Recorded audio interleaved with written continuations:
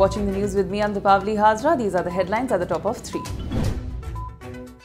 Governor Satyapal Malik said that a pure security situation in Kashmir should not be viewed as leading up to the modification of any constitutional provisions. A delegation of Kashmiri politicians, including Mehbooba Mufti and Omar Abdullah, had met the Governor Satyapal Malik after a security advisory directed the suspension of the Amarnath Yatra and the return of pilgrims due to a terror threat in the valley. National Conference leader Omar Abdullah met Jammu and Kashmir Governor Satyapal Malik today again and sought assurance that no big step to modify constitutional provisions were being taken by the government.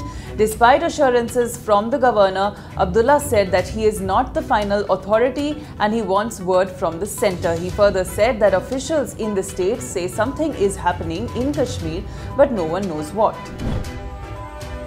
The first case under the newly passed Triple Talaq Act has been booked by Mumra police in Maharashtra. A 31-year-old MBA graduate filed the case against her husband, whom she alleged was having an extramarital affair and gave her triple talaq allegedly over WhatsApp.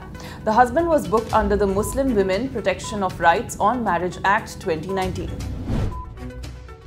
Mumbai received heavy rainfall causing waterlogging in several places, leading to closure of schools in Thane.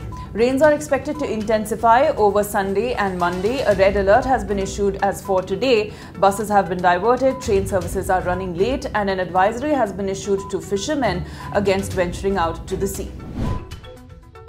In a letter to the Law Minister Ravi Shankar Prasad, Chief Electoral Commissioner Sunil Arora is learned to have made a push for 8 pending electoral reforms. The CEC sought the government's intervention in limiting the number of seats from which a candidate can contest from, bringing the print media within the purview of the 48-hour silence period, and extending tax exemptions only to political parties that fight elections, among other things.